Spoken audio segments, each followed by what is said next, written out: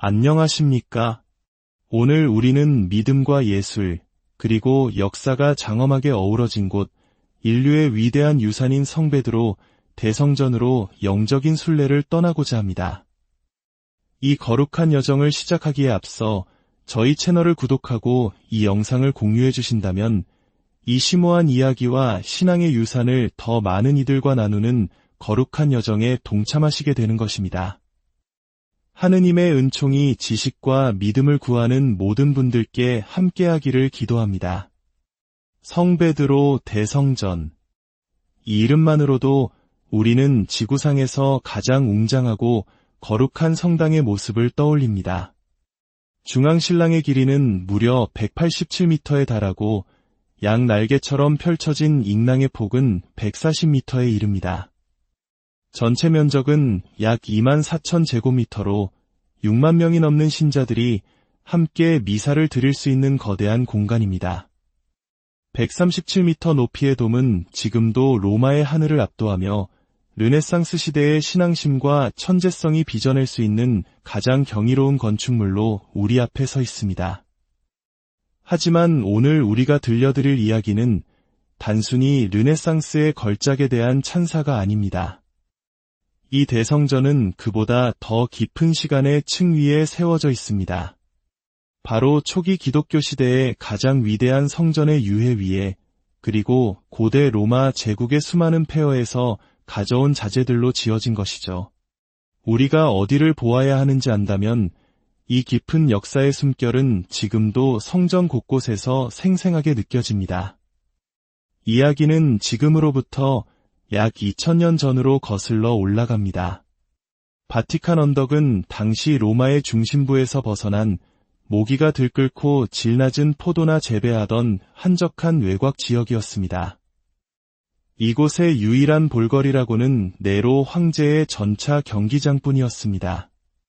전설에 따르면 예수님의 수제자인 베드로 사도께서 바로 이 네로의 경기장에서 십자가에 거꾸로 못 박혀 순교하셨다고 전해집니다.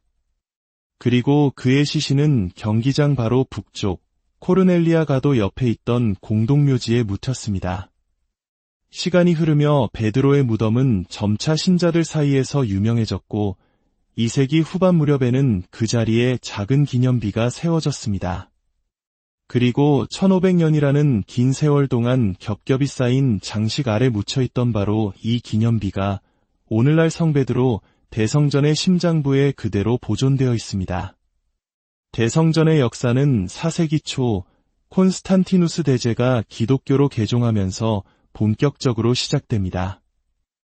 위대한 황제는 사도들의 으뜸인 베드로의 무덤을 합당하고 인상적인 성전으로 기려야 한다고 결심했습니다. 하지만 공사는 결코 쉽지 않았습니다. 베드로의 무덤은 가파른 언덕 비탈에 위치한 수많은 무덤으로 빽빽한 공동묘지 한가운데에 있었기 때문입니다. 그러나 황제는 굴하지 않았습니다. 그는 언덕의 일부를 깎아내고 그 흙을 공동묘지 위에 무려 12m 높이로 쏟아부어 평탄한 대지를 만들었습니다. 그렇게 세워진 첫 번째 성베드로 대성전은 길이가 100m가 넘고 높이가 38m에 달하는 거대한 건축물이었습니다.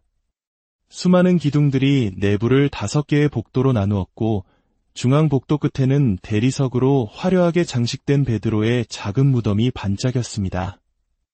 수세기 동안 이 오래된 성전은 수십만 명의 순례자들로 가득 찼습니다. 그들에게 이곳은 마치 성스러운 역사의 박물관처럼 느껴졌을 것입니다.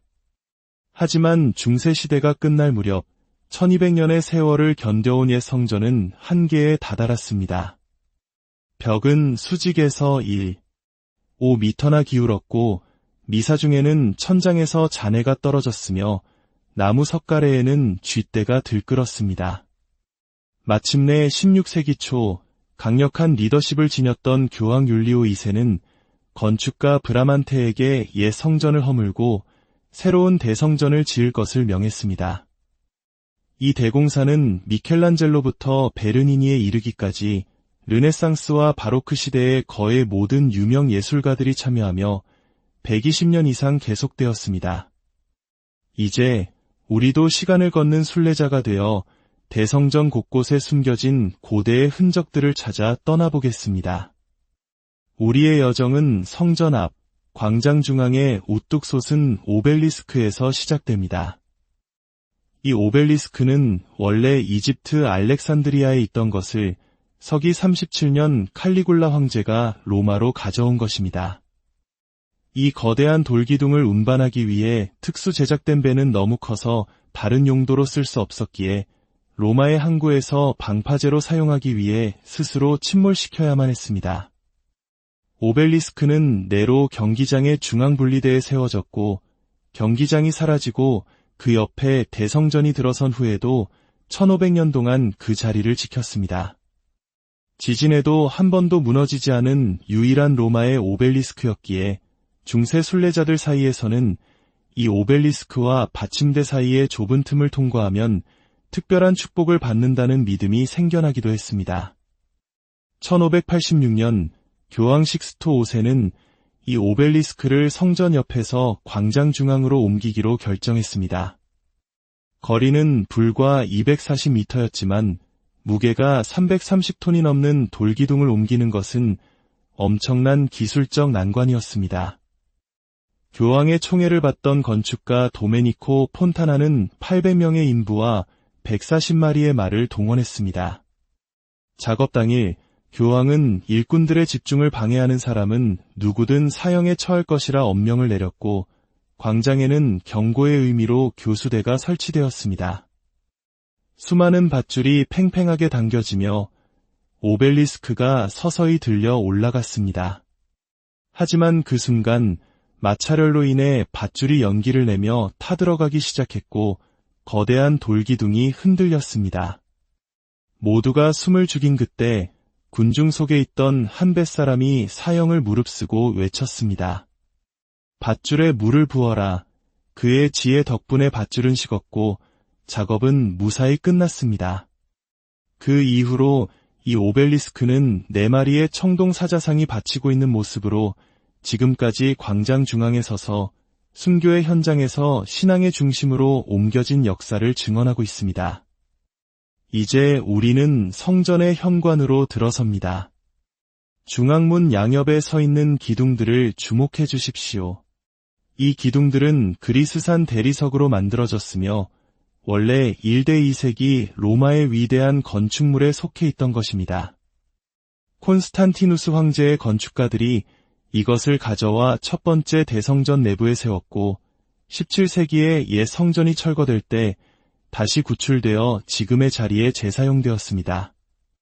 성전 안으로 발을 들여놓으면 바닥에 박힌 붉은색 원반이 눈에 들어옵니다.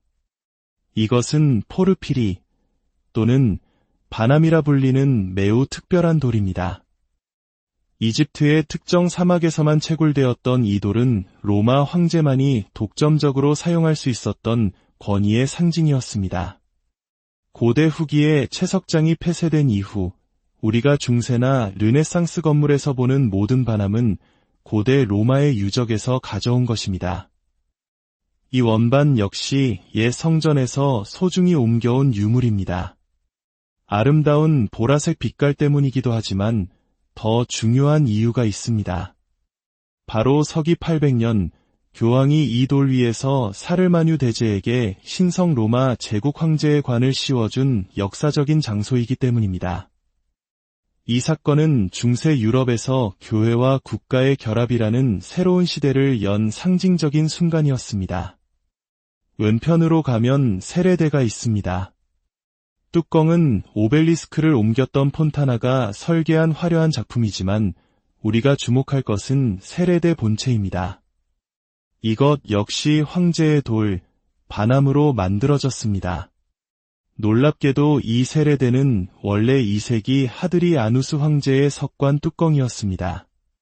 훗날 이 뚜껑은 신성 로마 제국 오토 2세 황제의 무덤 뚜껑으로 재사용되었고 옛 성전이 철거될 때 다시 발견되었습니다. 인부들이 실수로 떨어뜨려 10조각으로 깨졌지만 기적적으로 다시 붙여져 뒤집힌 채 오늘날 우리가 보는 아름다운 세례대로 재탄생한 것입니다. 한 황제의 무덤 뚜껑이 다른 황제의 무덤을 거쳐 이제는 새로운 신자들이 하느님의 자녀로 태어나는 거룩한 장소로 변모한 실로 놀라운 시간의 여정입니다. 이제 우리는 성전의 심장부 베르니니의 장엄한 발다키노 앞으로 나아갑니다. 높이가 거의 30m에 달하는 이 거대한 청동 제대 덮개는 그 자체로 하나의 건축물과 같습니다. 이 발다키노를 만드는 데 사용된 청동의 일부는 로마의 판테온 신전 현관에 있던 청동 대들보를 교황 우르바노 8세가 녹여서 가져온 것입니다. 고대의 신전이 교회의 가장 성스러운 제단을 장식하는 재료로 재탄생한 것입니다. 발다키노 앞 계단을 내려가면 고백소라 불리는 공간이 나옵니다. 이곳은 일반 신자들이 베드로 사도의 무덤에 가장 가까이 다가갈 수 있는 곳입니다. 벽 뒤편에는 베드로의 무덤 바로 위에 세워진 고대의 기념비가 숨겨져 있습니다. 매년 성 베드로와 성 바오로 사도 대축일 전에 새로 임명된 대주교들에게 수여될 팔리움을 이곳에 두는 의식이 거행됩니다. 이는 교회의 사도적 계승이 베드로 사도로부터 끊임없이 이어져 내려옴을 상징하는 거룩한 예식입니다. 발다키노를 중심으로 돔을 바치고 있는 4개의 거대한 기둥을 살펴보겠습니다. 각각의 기둥에는 거대한 성인상이 있고 그 위에는 대성전의 가장 귀한 성유물들이 보관되어 있습니다. 참십자가 조각, 베로니카의 수건, 롱기누스의 창, 그리고 사도 안드레아의 머리 유골입니다. 특히 안드레아 성인의 유골은 콘스탄티노폴리스가 함락된 후 한 비잔틴 왕자가 피난길에 오르며 그리스에서 이곳 로마까지 가져온 소중한 유물입니다. 우리의 순례를 마치며 성베드로 대성전은 단순히 돌과 청동으로 지어진 건축물이 아님을 깨닫게 됩니다. 이곳은 네로의 경기장에서 순교한 한 어부의 믿음 위에 세워졌고 콘스탄티누스의 신앙으로 첫 주춧돌을 놓았으며 로마 제국의 폐허 속에서 부활했고 르네상스 거장들의 영감으로 완성되었습니다.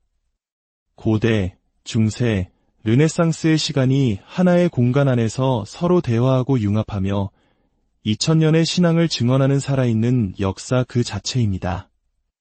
이곳을 거닐며 우리는 시간의 겹을 느끼고 우리 자신의 신앙 또한 우리보다 앞서 살았던 수많은 이들의 믿음의 토대 위에 세워져 있음을 기억하게 됩니다.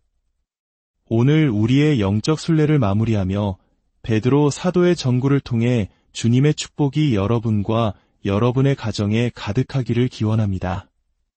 평화를 안녕하십니까? 오늘 우리는 믿음과 예술, 그리고 역사가 장엄하게 어우러진 곳, 인류의 위대한 유산인 성베드로 대성전으로 영적인 순례를 떠나고자 합니다. 이 거룩한 여정을 시작하기에 앞서 저희 채널을 구독하고 이 영상을 공유해 주신다면 이 심오한 이야기와 신앙의 유산을 더 많은 이들과 나누는 거룩한 여정에 동참하시게 되는 것입니다. 하느님의 은총이 지식과 믿음을 구하는 모든 분들께 함께하기를 기도합니다. 성베드로 대성전. 이 이름만으로도 우리는 지구상에서 가장 웅장하고 거룩한 성당의 모습을 떠올립니다. 중앙신랑의 길이는 무려 187m에 달하고 양 날개처럼 펼쳐진 잉랑의 폭은 140m에 이릅니다. 전체 면적은 약 24,000제곱미터로 6만 명이 넘는 신자들이 함께 미사를 드릴 수 있는 거대한 공간입니다. 137m 높이의 돔은 지금도 로마의 하늘을 압도하며 르네상스 시대의 신앙심과 천재성이 빚어낼 수 있는 가장 경이로운 건축물로 우리 앞에 서 있습니다. 하지만 오늘 우리가 들려드릴 이야기는 단순히 르네상스의 걸작에 대한 찬사가 아닙니다. 이 대성전은 그보다 더 깊은 시간의 층 위에 세워져 있습니다. 바로 초기 기독교 시대의 가장 위대한 성전의 유해 위에, 그리고 고대 로마 제국의 수많은 폐허에서 가져온 자재들로 지어진 것이죠. 우리가 어디를 보아야 하는지 안다면 이 깊은 역사의 숨결은 지금도 성전 곳곳에서 생생하게 느껴집니다. 이야기는 지금으로부터 약 2000년 전으로 거슬러 올라갑니다. 바티칸 언덕은 당시 로마의 중심부에서 벗어난 모기가 들끓고 질 낮은 포도나 재배하던 한적한 외곽 지역이었습니다. 이곳의 유일한 볼거리라고는 네로 황제의 전차 경기장뿐이었습니다. 전설에 따르면 예수님의 수제자인 베드로 사도께서 바로 이 네로의 경기장에서 십자가에 거꾸로 못 박혀 순교하셨다고 전해집니다. 그리고 그의 시신은 경기장 바로 북쪽 코르넬리아 가도 옆에 있던 공동묘지에 묻혔습니다.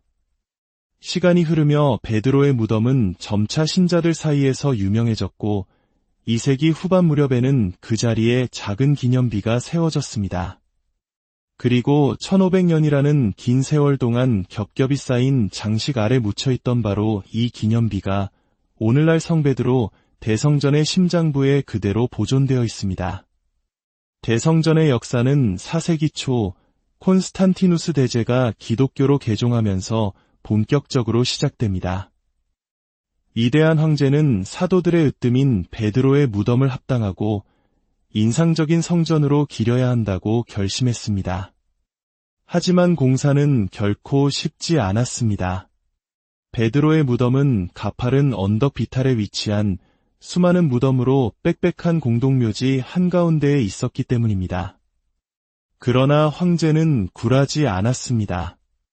그는 언덕의 일부를 깎아내고 그 흙을 공동묘지 위에 무려 12m 높이로 쏟아부어 평탄한 대지를 만들었습니다. 그렇게 세워진 첫 번째 성베드로 대성전은 길이가 100m가 넘고 높이가 38m에 달하는 거대한 건축물이었습니다. 수많은 기둥들이 내부를 5개의 복도로 나누었고 중앙 복도 끝에는 대리석으로 화려하게 장식된 베드로의 작은 무덤이 반짝였습니다. 수세기 동안 이 오래된 성전은 수십만 명의 순례자들로 가득 찼습니다.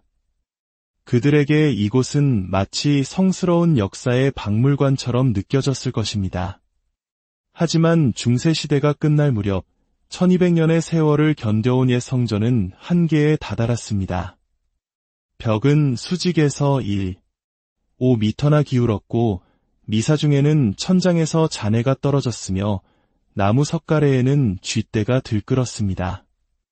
마침내 16세기 초 강력한 리더십을 지녔던 교황 율리오 2세는 건축가 브라만테에게 옛 성전을 허물고 새로운 대성전을 지을 것을 명했습니다. 이 대공사는 미켈란젤로부터 베르니니에 이르기까지 르네상스와 바로크 시대의 거의 모든 유명 예술가들이 참여하며 120년 이상 계속되었습니다. 이제 우리도 시간을 걷는 순례자가 되어 대성전 곳곳에 숨겨진 고대의 흔적들을 찾아 떠나보겠습니다. 우리의 여정은 성전 앞 광장 중앙의 우뚝 솟은 오벨리스크에서 시작됩니다. 이 오벨리스크는 원래 이집트 알렉산드리아에 있던 것을 서기 37년 칼리굴라 황제가 로마로 가져온 것입니다. 이 거대한 돌기둥을 운반하기 위해 특수 제작된 배는 너무 커서 다른 용도로 쓸 수 없었기에 로마의 항구에서 방파제로 사용하기 위해 스스로 침몰시켜야만 했습니다. 오벨리스크는 네로 경기장의 중앙 분리대에 세워졌고 경기장이 사라지고 그 옆에 대성전이 들어선 후에도 1500년 동안 그 자리를 지켰습니다. 지진에도 한 번도 무너지지 않은 유일한 로마의 오벨리스크였기에 중세 순례자들 사이에서는 이 오벨리스크와 받침대 사이의 좁은 틈을 통과하면 특별한 축복을 받는다는 믿음이 생겨나기도 했습니다. 1586년 교황 식스토 5세는 이 오벨리스크를 성전 옆에서 광장 중앙으로 옮기기로 결정했습니다. 거리는 불과 240m였지만 무게가 330톤이 넘는 돌기둥을 옮기는 것은 엄청난 기술적 난관이었습니다. 교황의 총애를 받던 건축가 도메니코 폰타나는 800명의 인부와 140마리의 말을 동원했습니다. 작업 당일 교황은 일꾼들의 집중을 방해하는 사람은 누구든 사형에 처할 것이라 엄명을 내렸고 광장에는 경고의 의미로 교수대가 설치되었습니다. 수많은 밧줄이 팽팽하게 당겨지며 오벨리스크가 서서히 들려 올라갔습니다.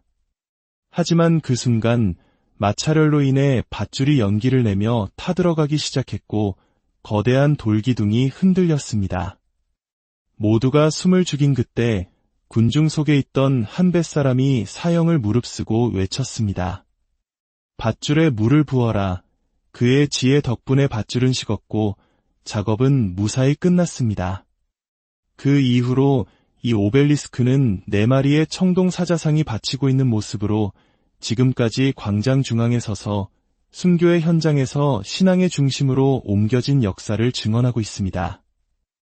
이제 우리는 성전의 현관으로 들어섭니다.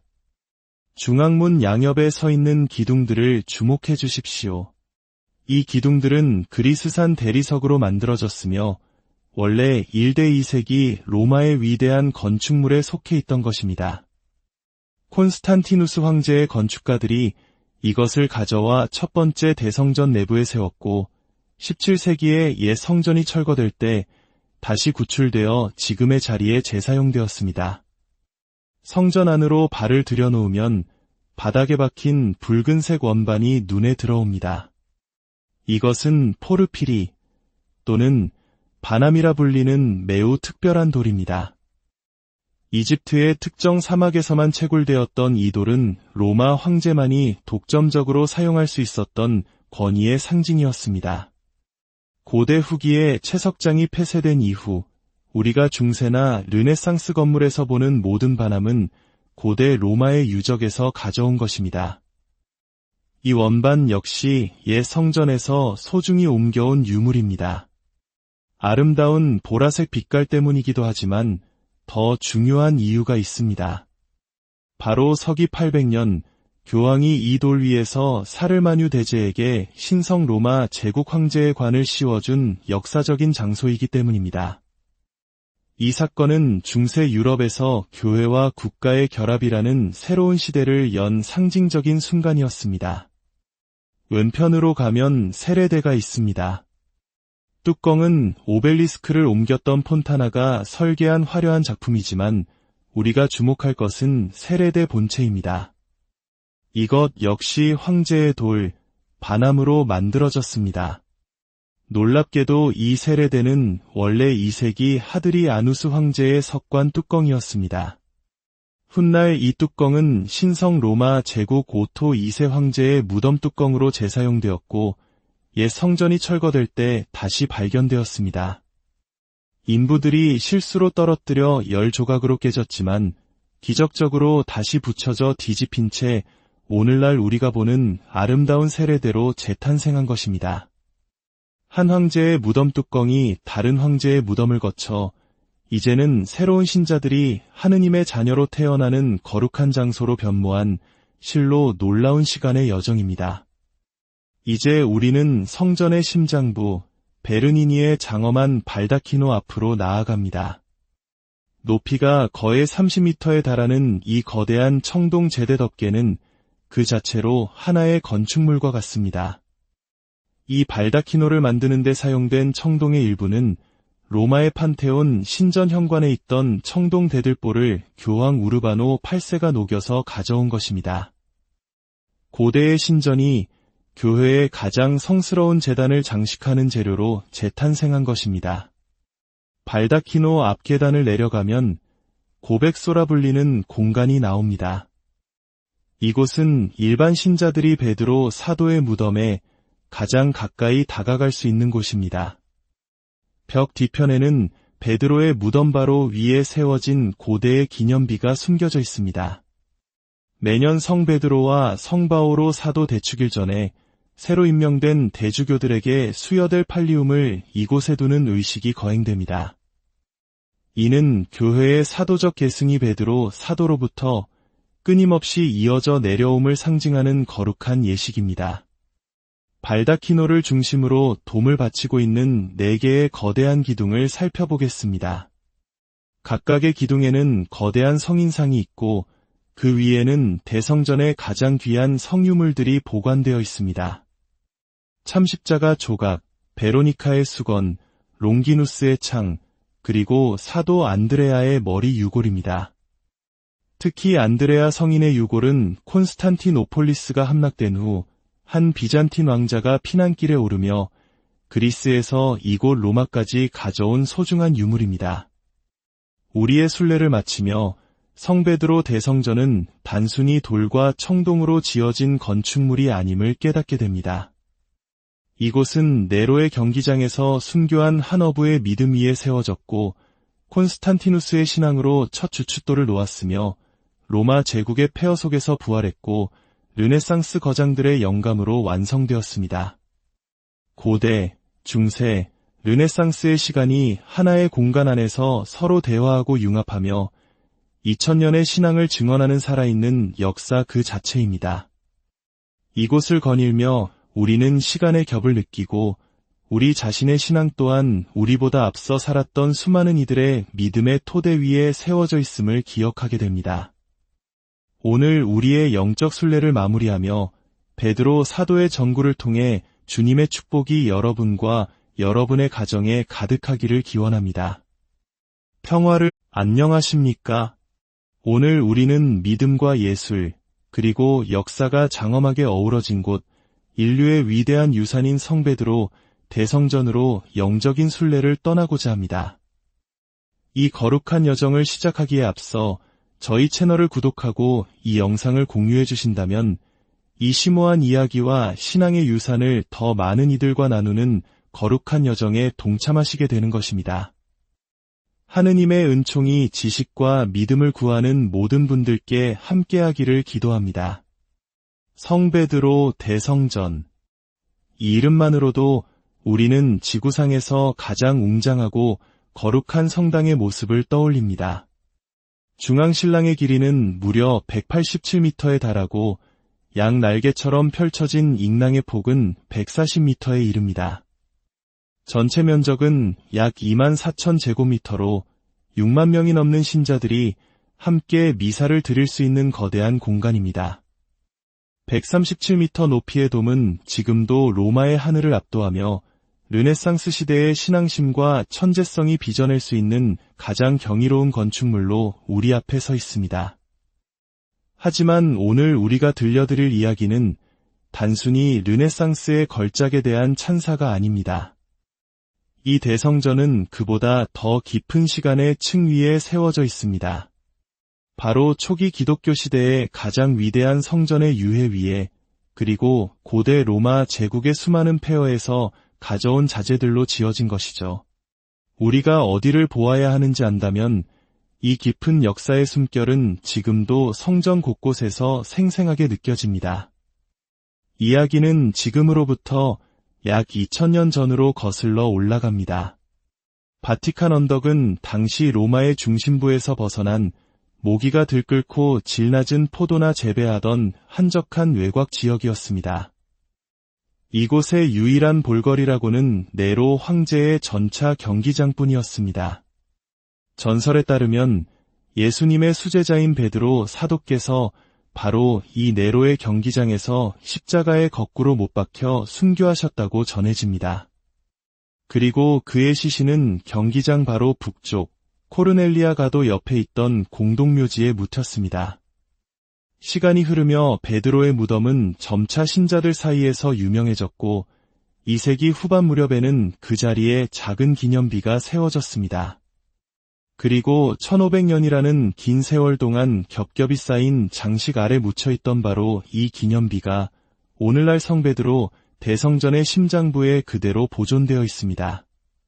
대성전의 역사는 4세기 초 콘스탄티누스 대제가 기독교로 개종하면서 본격적으로 시작됩니다. 위대한 황제는 사도들의 으뜸인 베드로의 무덤을 합당하고 인상적인 성전으로 기려야 한다고 결심했습니다. 하지만 공사는 결코 쉽지 않았습니다. 베드로의 무덤은 가파른 언덕 비탈에 위치한 수많은 무덤으로 빽빽한 공동묘지 한가운데에 있었기 때문입니다. 그러나 황제는 굴하지 않았습니다. 그는 언덕의 일부를 깎아내고 그 흙을 공동묘지 위에 무려 12m 높이로 쏟아부어 평탄한 대지를 만들었습니다. 그렇게 세워진 첫 번째 성베드로 대성전은 길이가 100m가 넘고 높이가 38m에 달하는 거대한 건축물이었습니다. 수많은 기둥들이 내부를 5개의 복도로 나누었고 중앙 복도 끝에는 대리석으로 화려하게 장식된 베드로의 작은 무덤이 반짝였습니다. 수세기 동안 이 오래된 성전은 수십만 명의 순례자들로 가득 찼습니다. 그들에게 이곳은 마치 성스러운 역사의 박물관처럼 느껴졌을 것입니다. 하지만 중세시대가 끝날 무렵 1200년의 세월을 견뎌온 옛 성전은 한계에 다다랐습니다. 벽은 수직에서 1.5m나 기울었고 미사 중에는 천장에서 잔해가 떨어졌으며 나무 석가래에는 쥐떼가 들끓었습니다. 마침내 16세기 초 강력한 리더십을 지녔던 교황 율리오 2세는 건축가 브라만테에게 옛 성전을 허물고 새로운 대성전을 지을 것을 명했습니다. 이 대공사는 미켈란젤로부터 베르니니에 이르기까지 르네상스와 바로크 시대의 거의 모든 유명 예술가들이 참여하며 120년 이상 계속되었습니다.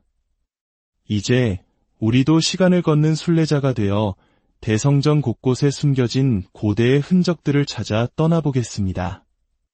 우리의 여정은 성전 앞, 광장 중앙의 우뚝 솟은 오벨리스크에서 시작됩니다. 이 오벨리스크는 원래 이집트 알렉산드리아에 있던 것을 서기 37년 칼리굴라 황제가 로마로 가져온 것입니다. 이 거대한 돌기둥을 운반하기 위해 특수 제작된 배는 너무 커서 다른 용도로 쓸 수 없었기에 로마의 항구에서 방파제로 사용하기 위해 스스로 침몰시켜야만 했습니다. 오벨리스크는 네로 경기장의 중앙 분리대에 세워졌고 경기장이 사라지고 그 옆에 대성전이 들어선 후에도 1500년 동안 그 자리를 지켰습니다. 지진에도 한 번도 무너지지 않은 유일한 로마의 오벨리스크였기에 중세 순례자들 사이에서는 이 오벨리스크와 받침대 사이의 좁은 틈을 통과하면 특별한 축복을 받는다는 믿음이 생겨나기도 했습니다. 1586년 교황 식스토 5세는 이 오벨리스크를 성전 옆에서 광장 중앙으로 옮기기로 결정했습니다. 거리는 불과 240m였지만 무게가 330톤이 넘는 돌기둥을 옮기는 것은 엄청난 기술적 난관이었습니다. 교황의 총애를 받던 건축가 도메니코 폰타나는 800명의 인부와 140마리의 말을 동원했습니다.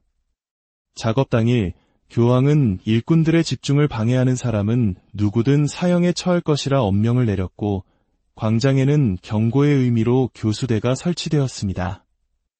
수많은 밧줄이 팽팽하게 당겨지며 오벨리스크가 서서히 들려 올라갔습니다. 하지만 그 순간 마찰열로 인해 밧줄이 연기를 내며 타들어가기 시작했고 거대한 돌기둥이 흔들렸습니다. 모두가 숨을 죽인 그때 군중 속에 있던 한 뱃사람이 사형을 무릅쓰고 외쳤습니다. 밧줄에 물을 부어라.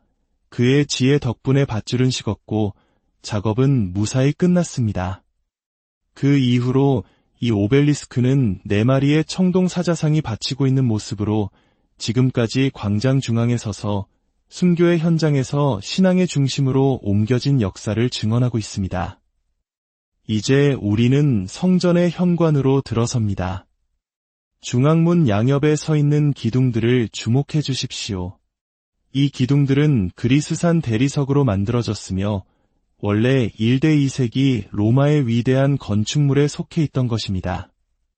콘스탄티누스 황제의 건축가들이 이것을 가져와 첫 번째 대성전 내부에 세웠고 17세기에 옛 성전이 철거될 때 다시 구출되어 지금의 자리에 재사용되었습니다. 성전 안으로 발을 들여놓으면 바닥에 박힌 붉은색 원반이 눈에 들어옵니다. 이것은 포르피리 또는 바남이라 불리는 매우 특별한 돌입니다. 이집트의 특정 사막에서만 채굴되었던 이 돌은 로마 황제만이 독점적으로 사용할 수 있었던 권위의 상징이었습니다. 고대 후기에 채석장이 폐쇄된 이후 우리가 중세나 르네상스 건물에서 보는 모든 반함은 고대 로마의 유적에서 가져온 것입니다. 이 원반 역시 옛 성전에서 소중히 옮겨온 유물입니다. 아름다운 보라색 빛깔 때문이기도 하지만 더 중요한 이유가 있습니다. 바로 서기 800년 교황이 이 돌 위에서 사르마뉴 대제에게 신성 로마 제국 황제의 관을 씌워준 역사적인 장소이기 때문입니다. 이 사건은 중세 유럽에서 교회와 국가의 결합이라는 새로운 시대를 연 상징적인 순간이었습니다. 왼편으로 가면 세레대가 있습니다. 뚜껑은 오벨리스크를 옮겼던 폰타나가 설계한 화려한 작품이지만 우리가 주목할 것은 세레대 본체입니다. 이것 역시 황제의 돌, 반함으로 만들어졌습니다. 놀랍게도 이 세레대는 원래 2세기 하드리 아누스 황제의 석관 뚜껑이었습니다.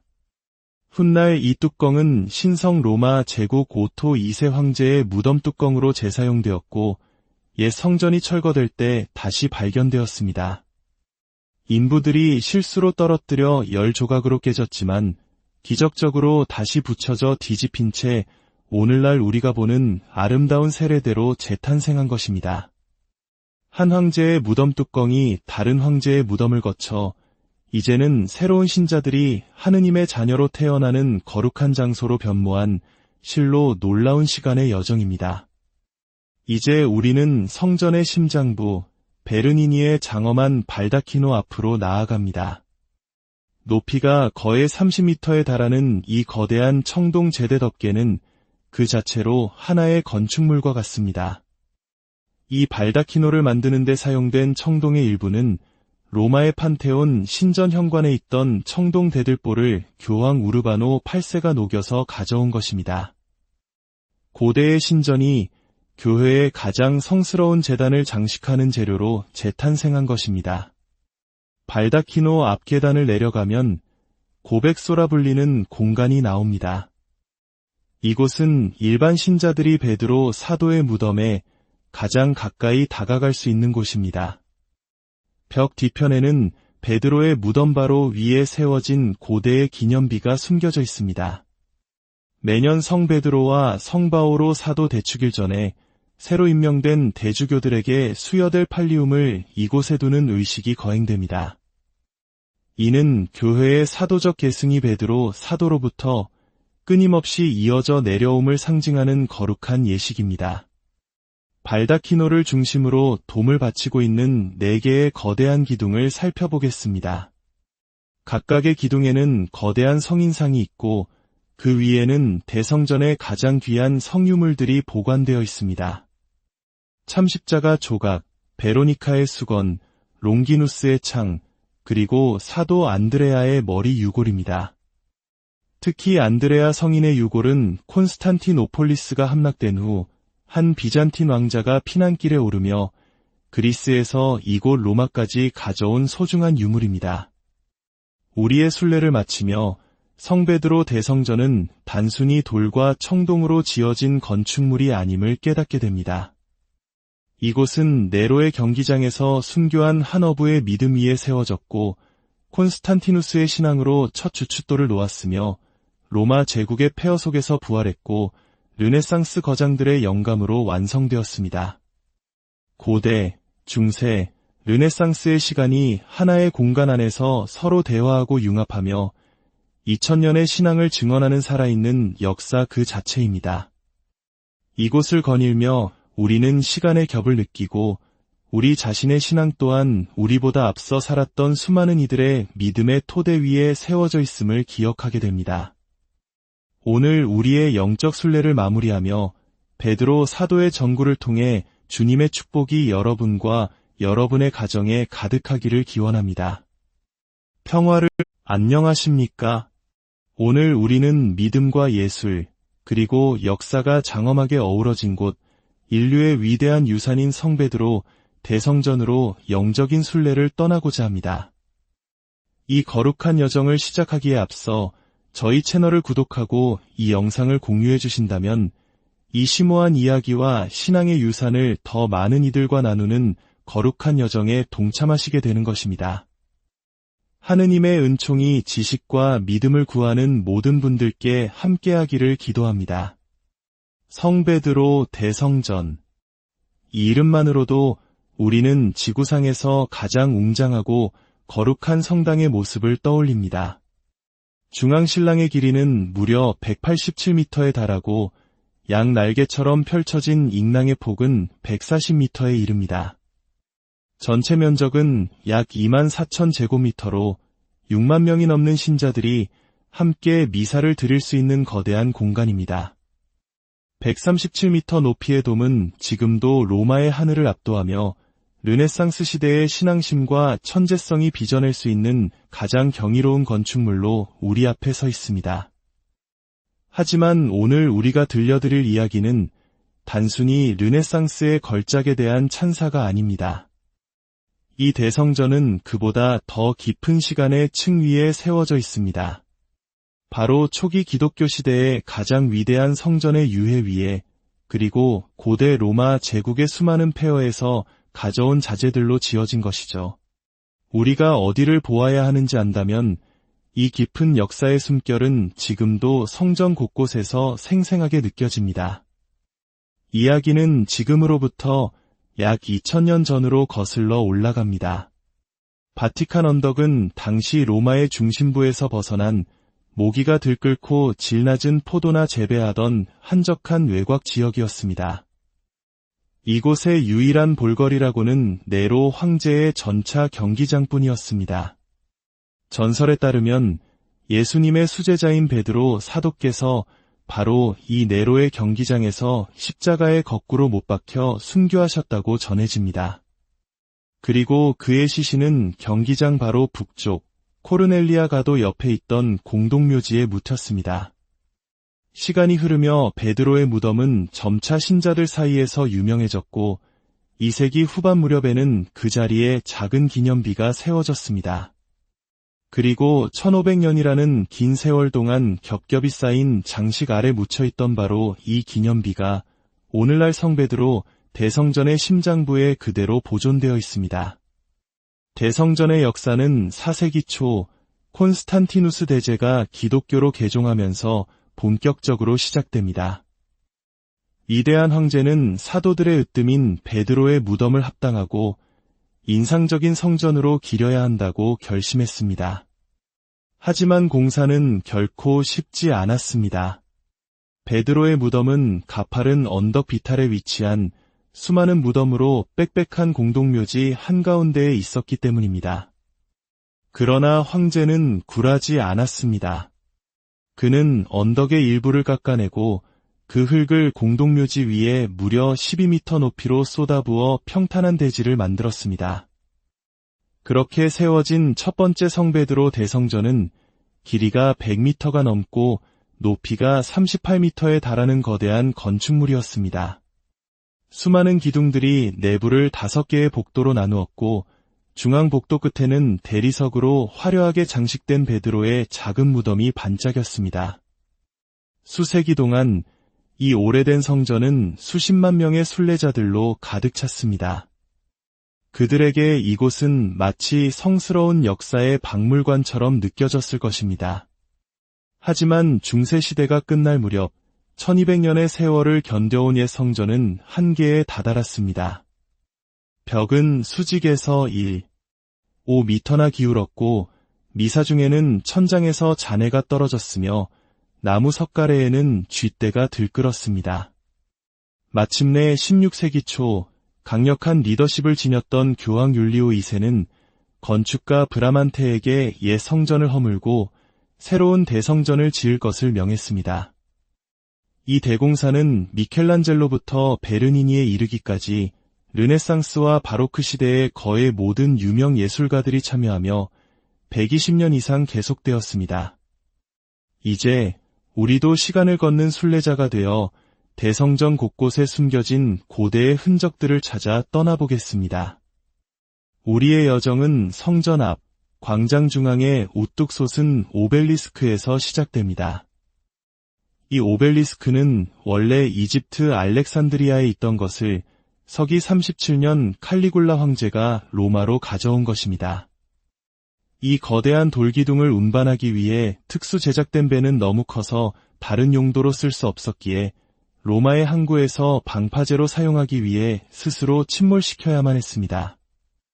오벨리스크는 네로 경기장의 중앙 분리대에 세워졌고 경기장이 사라지고 그 옆에 대성전이 들어선 후에도 1500년 동안 그 자리를 지켰습니다.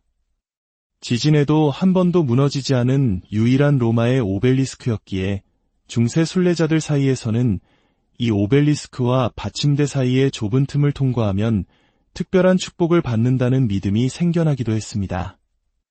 1586년 교황 식스토 5세는 이 오벨리스크를 성전 옆에서 광장 중앙으로 옮기기로 결정했습니다. 거리는 불과 240m였지만 무게가 330톤이 넘는 돌기둥을 옮기는 것은 엄청난 기술적 난관이었습니다. 교황의 총애를 받던 건축가 도메니코 폰타나는 800명의 인부와 140마리의 말을 동원했습니다. 작업 당일 교황은 일꾼들의 집중을 방해하는 사람은 누구든 사형에 처할 것이라 엄명을 내렸고 광장에는 경고의 의미로 교수대가 설치되었습니다. 수많은 밧줄이 팽팽하게 당겨지며 오벨리스크가 서서히 들려 올라갔습니다. 하지만 그 순간 마찰열로 인해 밧줄이 연기를 내며 타들어가기 시작했고 거대한 돌기둥이 흔들렸습니다. 모두가 숨을 죽인 그때 군중 속에 있던 한 뱃사람이 사형을 무릅쓰고 외쳤습니다. 밧줄에 물을 부어라. 그의 지혜 덕분에 밧줄은 식었고 작업은 무사히 끝났습니다. 그 이후로 이 오벨리스크는 4마리의 청동 사자상이 받치고 있는 모습으로 지금까지 광장 중앙에 서서 순교의 현장에서 신앙의 중심으로 옮겨진 역사를 증언하고 있습니다. 이제 우리는 성전의 현관으로 들어섭니다. 중앙문 양옆에 서 있는 기둥들을 주목해 주십시오. 이 기둥들은 그리스산 대리석으로 만들어졌으며 원래 1대 2세기 로마의 위대한 건축물에 속해 있던 것입니다.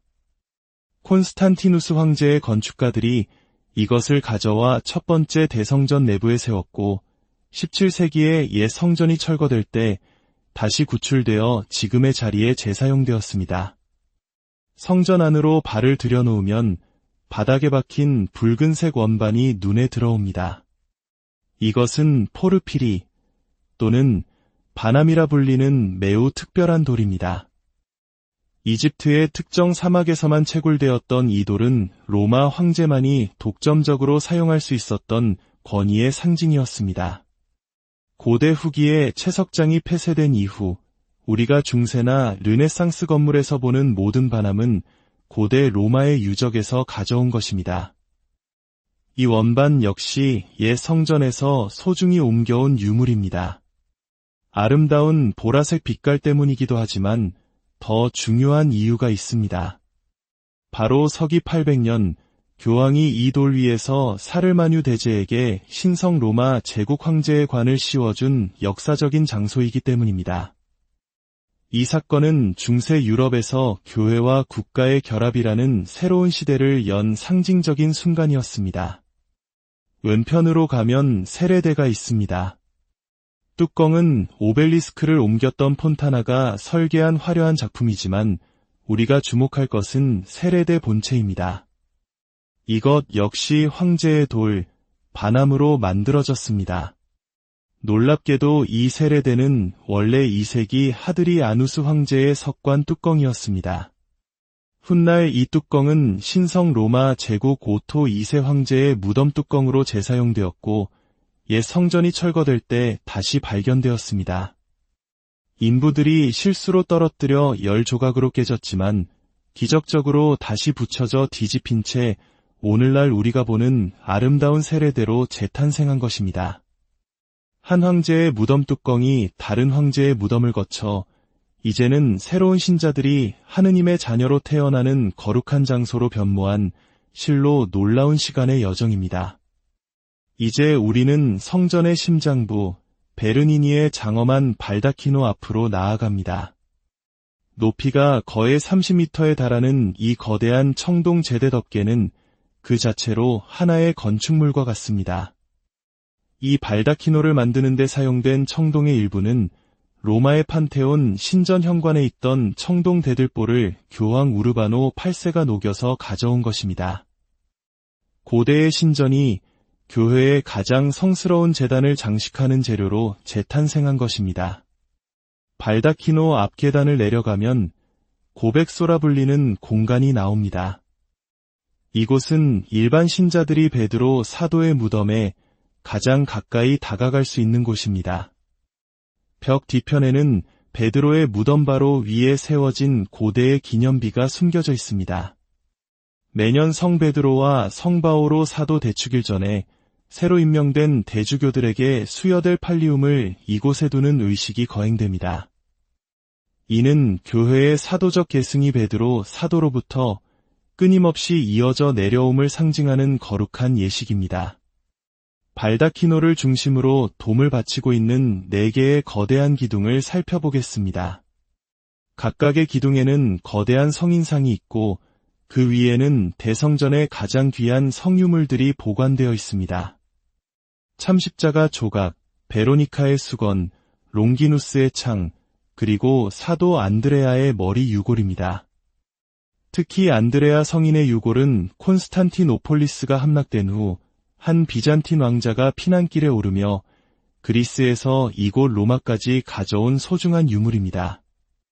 우리의 순례를 마치며 성 베드로 대성전은 단순히 돌과 청동으로 지어진 건축물이 아님을 깨닫게 됩니다.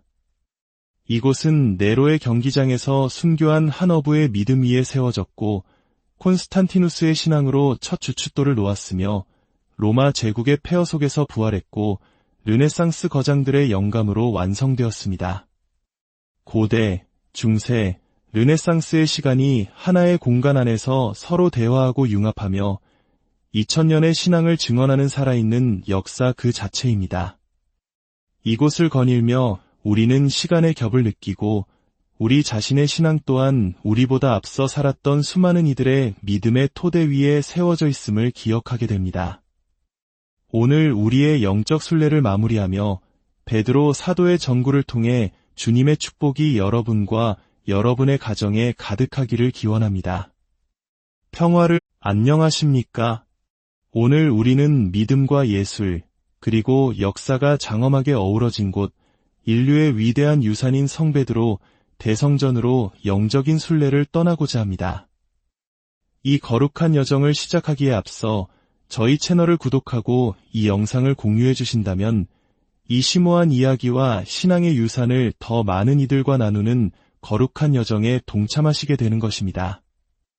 하느님의 은총이 지식과 믿음을 구하는 모든 분들께 함께하기를 기도합니다.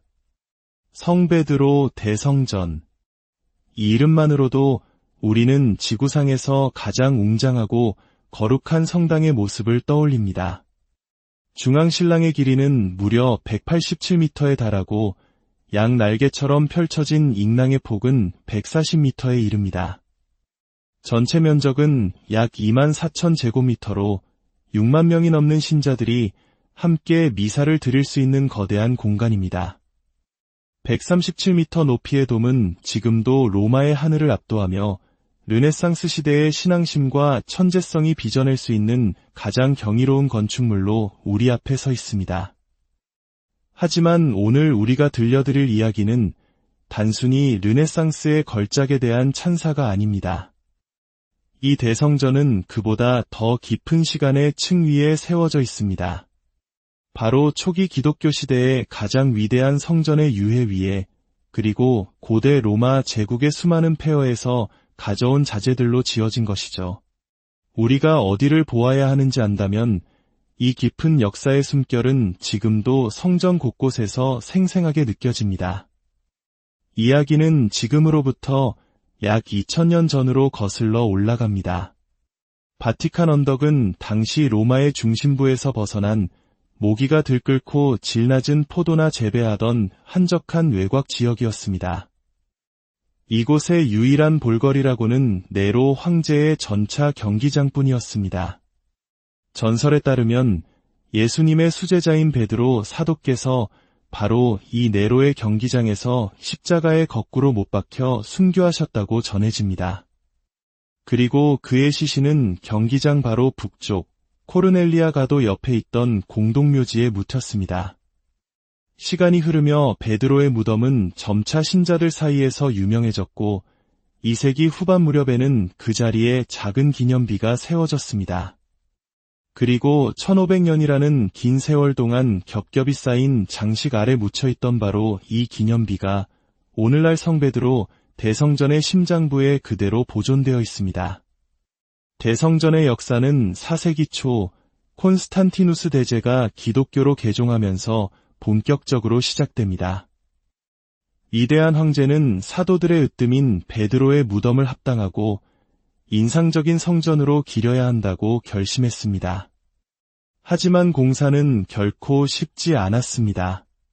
베드로의 무덤은 가파른 언덕 비탈에 위치한 수많은 무덤으로 빽빽한 공동묘지 한가운데에 있었기 때문입니다. 그러나 황제는 굴하지 않았습니다. 그는 언덕의 일부를 깎아내고 그 흙을 공동묘지 위에 무려 12m 높이로 쏟아부어 평탄한 대지를 만들었습니다. 그렇게 세워진 첫 번째 성베드로 대성전은 길이가 100m가 넘고 높이가 38m에 달하는 거대한 건축물이었습니다. 수많은 기둥들이 내부를 5개의 복도로 나누었고 중앙 복도 끝에는 대리석으로 화려하게 장식된 베드로의 작은 무덤이 반짝였습니다.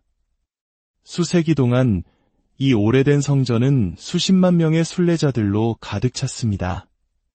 그들에게 이곳은 마치 성스러운 역사의 박물관처럼 느껴졌을 것입니다. 하지만 중세시대가 끝날 무렵 1200년의 세월을 견뎌온 옛 성전은 한계에 다다랐습니다. 벽은 수직에서 1.5m나 기울었고 미사 중에는 천장에서 잔해가 떨어졌으며 나무 석가래에는 쥐떼가 들끓었습니다. 마침내 16세기 초 강력한 리더십을 지녔던 교황 율리오 2세는 건축가 브라만테에게 옛 성전을 허물고 새로운 대성전을 지을 것을 명했습니다. 이 대공사는 미켈란젤로부터 베르니니에 이르기까지 르네상스와 바로크 시대의 거의 모든 유명 예술가들이 참여하며 120년 이상 계속되었습니다. 이제 우리도 시간을 걷는 순례자가 되어 대성전 곳곳에 숨겨진 고대의 흔적들을 찾아 떠나보겠습니다. 우리의 여정은 성전 앞 광장 중앙의 우뚝 솟은 오벨리스크에서 시작됩니다. 이 오벨리스크는 원래 이집트 알렉산드리아에 있던 것을 서기 37년 칼리굴라 황제가 로마로 가져온 것입니다.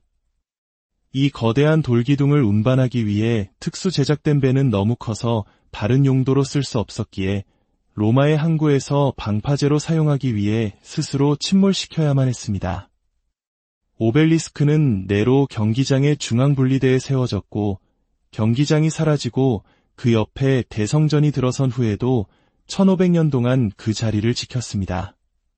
지진에도 한 번도 무너지지 않은 유일한 로마의 오벨리스크였기에 중세 순례자들 사이에서는 이 오벨리스크와 받침대 사이의 좁은 틈을 통과하면 특별한 축복을 받는다는 믿음이 생겨나기도 했습니다. 1586년 교황 식스토 5세는 이 오벨리스크를 성전 옆에서 광장 중앙으로 옮기기로 결정했습니다. 거리는 불과 240m였지만 무게가 330톤이 넘는 돌기둥을 옮기는 것은 엄청난 기술적 난관이었습니다. 교황의 총애를 받던 건축가 도메니코 폰타나는 800명의 인부와 140마리의 말을 동원했습니다.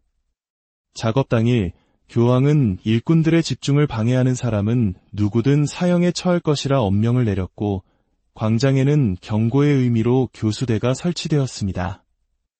수많은 밧줄이 팽팽하게 당겨지며 오벨리스크가 서서히 들려 올라갔습니다. 하지만 그 순간 마찰열로 인해 밧줄이 연기를 내며 타들어가기 시작했고 거대한 돌기둥이 흔들렸습니다. 모두가 숨을 죽인 그때 군중 속에 있던 한 뱃사람이 사형을 무릅쓰고 외쳤습니다. 밧줄에 물을 부어라. 그의 지혜 덕분에 밧줄은 식었고 작업은 무사히 끝났습니다. 그 이후로 이 오벨리스크는 4마리의 청동 사자상이 받치고 있는 모습으로 지금까지 광장 중앙에 서서 순교의 현장에서 신앙의 중심으로 옮겨진 역사를 증언하고 있습니다. 이제 우리는 성전의 현관으로 들어섭니다.